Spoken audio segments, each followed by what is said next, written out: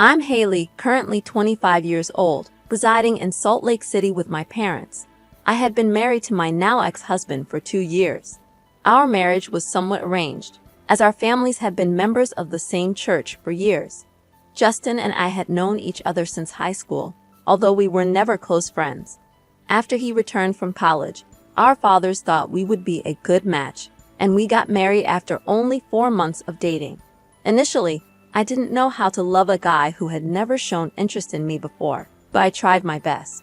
Unfortunately, I succeeded in loving him, even though it was clear that he was never in love with me. He fulfilled his husbandly duties and was never unkind, so I just accepted the situation. I'd even found happiness for a while, but suddenly he felt he couldn't continue. One morning, feeling a bit unwell, I asked Justin to take me to the doctor. He refused, claiming he was busy and suggested I take some medicine and rest. This hurt me, and I even shed some tears. I followed his advice, but my condition didn't improve. Eventually, I took the car keys and drove myself to the hospital. It took a while for the doctor to reveal the diagnosis. I was pregnant. I cried tears of joy on my way home, eagerly anticipating Justin's reaction to the news. I selected baby clothes and soft toys to surprise him, planning to capture his reaction for social media. Upon arriving home, I found the house locked.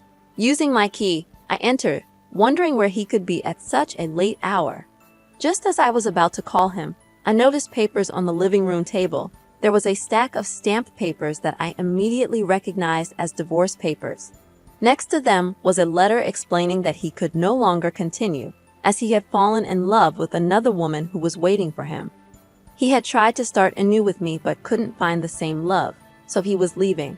Justin wanted nothing more to do with me, asking me to sign the divorce papers and receive compensation from his lawyer in a few days.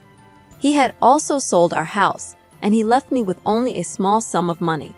I am now 6 months pregnant, and just yesterday, I received a call from Justin for the first time in the past 6 months. He informed me that this month would be the last time he would send me compensation money and that he wouldn't be sending any more. He didn't inquire about my well-being, my living situation, or if I was okay. In turn, I decided not to share anything with him. I chose not to reveal that I was carrying his baby. I believe he doesn't deserve to know. My parents argue that this is unfair to him and that I should inform him, but I refuse. I won't tell a man who couldn't even care about my life and well-being that I'm carrying his child. He led me to despair, and if my child suffers the same fate, it's his responsibility. I doubt he would care enough to return. My parents have been supportive, but not understanding. They believe I could use my pregnancy to lure Justin back, but I refuse to resort to such tactics. I cherish my parents. They've stood by me unwaveringly. My father even severed his long-standing friendship with Justin's father upon learning what he did to me. He was ready to confront him, but my mother and I stopped him. Despite their support, I still feel like a burden. I'm 26 now, and relying on them doesn't sit right with me. 3 months after Justin left, I found work as a receptionist to make ends meet. It's not much, but it's my first proper job, and the little I earn helps me find solace at night. I've been keeping an eye on Justin, even though I know I have no right to do so anymore. He has gone back to his college girlfriend, a tall, pretty lawyer. I can understand why he couldn't get over her, especially considering me. They're now engaged. It didn't take him a year to break our marriage and promise another girl a wedding ring. The night I saw her engagement announcement on her Instagram story, I cried myself to sleep. After months of attempting to move on, I broke down again. I loved him, and he left me without a second thought, simply because he believed he had a better option. Now I'm left with his child, a secret he knows nothing about. I wonder, if I tell him, would he come back? Am I wrong for keeping his baby a secret from him? Hey, everyone.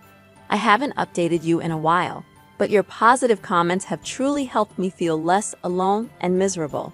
After my last update, I made a conscious decision to stop dwelling on my ex-husband. I wanted to move forward for my own well-being, my family, and my little boy.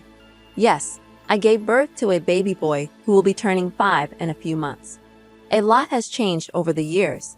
I no longer live with my parents but in a house I purchased with my hard-earned money, aided by a little help from the bank. I worked tirelessly, climbing the ranks from a receptionist to eventually becoming the manager of the inn where I started. After my son was born, nothing else mattered. I still missed having a partner to share the love for my child, but I couldn't envision that with anyone else. Love lost its appeal. I just wanted to focus on taking care of my baby and find happiness within my family. Justin's absence became a part of my life, so when he suddenly reappeared years later, I was taken aback. I was returning home from work one day when I found him standing in front of my parents' house. His face lit up when he saw me, and I felt like I was losing my mind. He looked just the same. I noticed his car parked nearby, and he was alone. I offered an awkward smile and a wave, and he greeted me with an awkward hug. He asked how I was doing, but before I could respond, my son, Ronan, ran up to me, calling out, "Mom," and hugged my leg. I lifted Ronan into my arms, and Justin's eyes widened as he looked at my baby. He blurted out, "You're married." I gave him a pointed look and replied, "I'm not, but he is," gesturing to Ronan.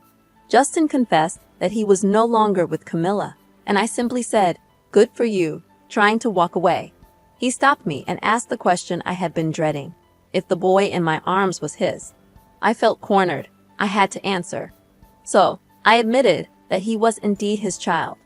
Justin looked at me with a sense of betrayal, his eyes welling up with tears as he asked why I hadn't told him, why I hadn't called him, making him believe he had no child. I had no words. I just stood there. Seeing him broken like that, I regretted not telling him, not revealing the truth, and keeping it a secret to punish him for the pain he had caused me for leaving me. I felt like an awful person. I have a loving family now. There was a time when I felt like I was trapped in hell and thought I'd never escape it. But life has transformed into a heavenly experience, and I'm profoundly grateful for it. God truly works in mysterious ways, and if one maintains faith, it's never in vain. The three of us, Justin, Ronan, and I, have become the perfect little family I had always dreamed of. Justin returned to Utah after learning about Ronan. He earnestly begged for my forgiveness, acknowledging that choosing Camilla over a woman who loved him so much was the worst mistake of his life. Camilla, on the other hand, had been starting a new family and suggested an open marriage, which ultimately led to their divorce. Justin came back to me. I know it may seem a little pathetic to take him back after all he put me through, but as a woman, I seized every opportunity for a chance at a happy ending. Despite everything, I still love him because I never stopped loving him. When I began sharing my story here, I was feeling incredibly lonely. It felt like there was nothing in the world harder than my life, and I had an overwhelming need to release my emotions. Unfortunately, I couldn't find anyone who truly cared, so I decided to share my story here and ask if I deserved what had happened to me. All your kind thoughts and support carried me through the tough times, and I'll forever be grateful for them. Thank you. To those who question my decisions, I understand your perspective, but life is complex, and we sometimes make choices others may not understand. I'm just doing what feels right for me.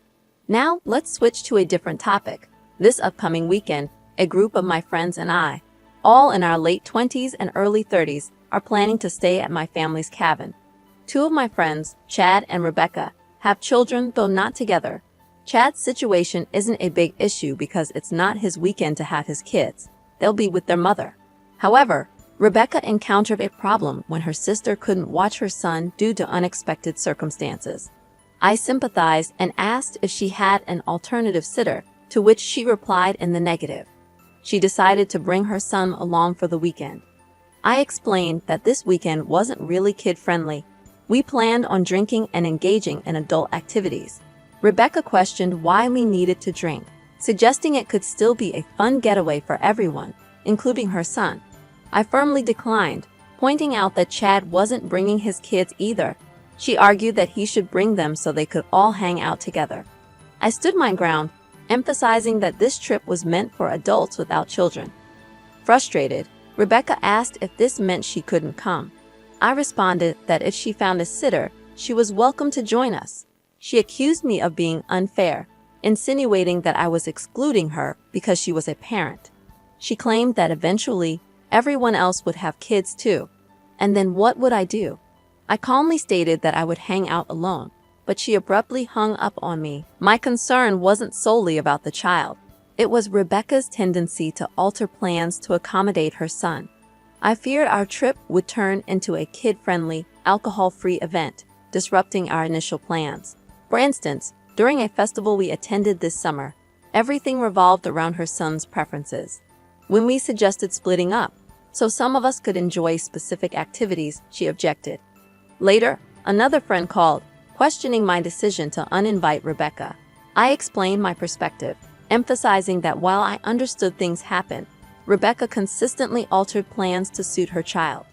I argued that it wasn't fair for her to change the entire trip, and I stood by my decision. I don't believe I'm in the wrong here. It's my family cabin, and I have the responsibility to ensure everyone's safety and comfort. Allowing an unplanned child in such a setting poses legal risks and complications. I suggest having an honest conversation with the friend group, expressing our desire to stick to the initial plans. Rebecca is welcome to join, provided she finds suitable childcare for her son. It's not about excluding her. It's about maintaining the trip's original purpose and respecting everyone's choices. People need to understand that becoming a parent changes one's lifestyle, and it shouldn't force others to adjust theirs to accommodate them. I won't be bullied into hanging out with other people's kids, and I'm firm in my decision. I'm a 19-year-old woman, and I moved out of my family home today. I'm the oldest of 6 siblings, and I live with my parents and brothers. Growing up, I was expected to babysit my siblings, take care of them, and handle many chores, while my brothers were exempt from any responsibilities. Despite my parents' resistance, I pursued my education and applied for independent financing to attend university. On the moving day, when my parents and siblings were out, I packed my belongings, left a prepared letter, and discreetly departed for my university town. I had to leave secretly because they wouldn't have allowed me to go. I received multiple calls from them, but I only answered once, and they yelled at me, demanding my return. I didn't disclose my address to them. When I shared my story with my flatmates, one of them called me an a-hole and suggested I give my parents my address. I'm unsure if I made the right decision. My flatmate criticized me, but I felt it was necessary to escape an abusive situation.